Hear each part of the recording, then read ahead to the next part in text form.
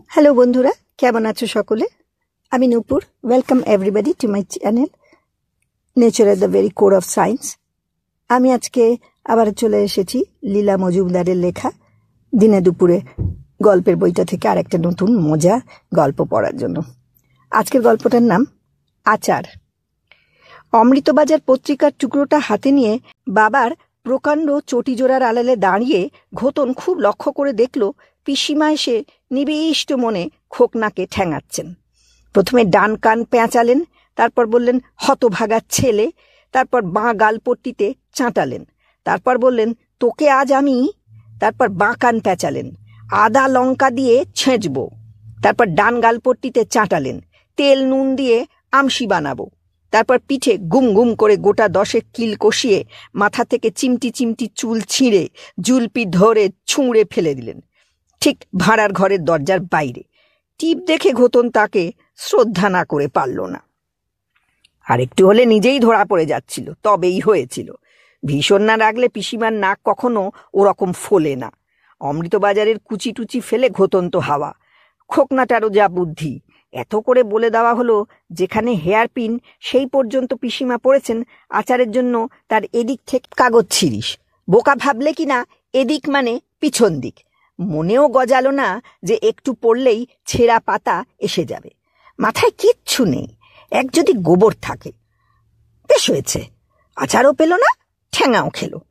আবার পিসিমার টিপের কথা মনে হলো। কি চমৎকার টিপ! সেই যে সেবার ক্রিকেট সিজনে পানু নিজের ব্যাট দিয়ে খুঁচিয়ে স্টাম্প উড়িয়ে দিয়ে জিভ কেটে মাথার চুলকে তাড়াতাড়ি পালাতে গিয়ে বাউন্ডারির দড়িতে ঠ্যাং আটকে খুঁটি শুদ্ধ দড়ি উপড়ে এনেছিল। বড় কাকা ছিলেন ক্যাপ্টেন। তিনি এক হাতে পানুর শার্টের কলার আর এক হাতে পেন্টেলুন ধরে তাঁবু থেকে তাকে ঝুলিয়ে নিয়ে বেড়া টপকে ওপারে ফেলে দিয়েছিলেন, আর পিছন পিছন ওর জুতো, প্যাড, গ্লাভস, ব্যাট ছুঁড়ে ছুঁড়ে ফেলছিলেন। প্রত্যেকটা ওর গায়ে লেগেছিল। বাজে প্লেয়ার হলে কি হবে, কিরকম টিপ! পিসিমারি বা হবে না কেন, ওরই তো দিদি। ঘোতন এদিক ওদিক ঘুরে আচারের কথা ভুলতে চেষ্টা করলো। না, খোকনাটা আবার কোথাও উধা মারলো তার যে পাত্তাই নেই। অনেক খোঁজে দেখা গেল ওই রেগে মেগে ভালো ভালো ব্যবহার না করা ডাক টিকিটগুলো টেবিলের ঠ্যাঙে একটার নিচে একটা লাইন করে দিব্যি থুতু দিয়ে সাঁটছে। ছোড়ার সাহস আছে। ঘোতনা কাছে এসে আস্তে আস্তে জিজ্ঞাসা করলো, লেগেছিল? খোকনা বললে, কি লেগেছিল? কি মুশকিল, লাগবে আবার কি আরে ঠ্যাঙা নিতে। তবে যে দেখলুম মাথাটা এমনি হয়ে গেল। ওরকম মাঝে মাঝে হয়। খাবি নাকি আচার? না। ঘেবড়ে গেছিস? ধুৎ, সত্যি বলছি না। আচ্ছা তুই আনতো দেখি। ঘোতন এক ছুটে ভাড়ার ঘরের দরজার কাছে চলে গেল। দরজার বাইরে সারি সারি বড়ির থালা অন্ধকারে ওকে ঠেলাঠেলি করে চোখ টিপছে। সারা সকাল মা চিনু মিনুকে দিয়ে বড়ি দিয়েছেন।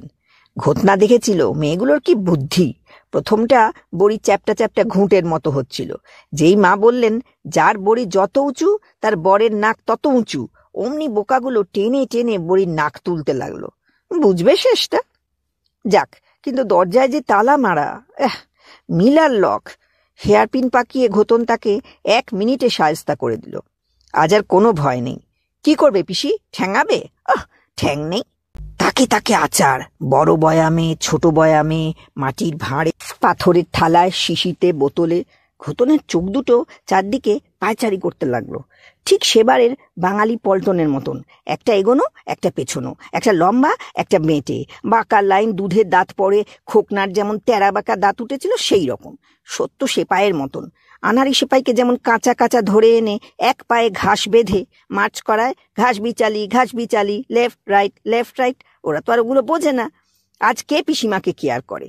বয়ামের গায়ে টোকা মেরে মেরে ইচ্ছে করে ভেতরের আচারের ঘুম ভাঙিয়ে দিল। কিরকম একটা বিশ্রী গন্ধ নাকে আসছিল। ঘরের আনাচে কানাচে ছুঁচোদের বাবা, মা, দাদা, দিদিরা চুপ মেরে কিসের যেন অপেক্ষা করছে। দেয়ালের গায়ে সুপুরির মতন কেঁদো কেঁদো মাকড়সা খাপ পেতে রয়েছে। ছাদের ওপর টিকটিকিরা খচমচ করে চলাফেরা করছে। তারা অনেকদিন পায়ের নখ কাটেনি। বড় বামের পাশে ওটা কি? নিশ্চয়ই আমতেল। কেটে পড়ার চেষ্টায় আছে।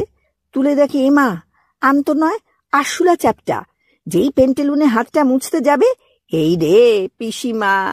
ঘোতনের আত্মারাম শুকিয়ে জুতোর শুকতলার মতন হয়ে গেল।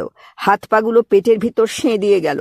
পিসিমা বললেন, দরজার কাছে হাওয়া আটকে দাঁড়ালে আচার ভেপসে উঠবে। ঘোতন ভয়ের চোটে তাড়াতাড়ি চলে যাচ্ছিল। পিসিমা আবার ডেকে বললেন, আচার নিয়ে যাও। পিসিমা যে কি, বকলেও বিপদে ফেলেন, না বকলেও বিপদে ফেলেন। ঠেঙিয়েও হার মানান, আবার না ঠেঙিয়েও হার মানান। অন্য বুড়োদের মতন একটুও না। ঘোতনের ভারী লজ্জা করল।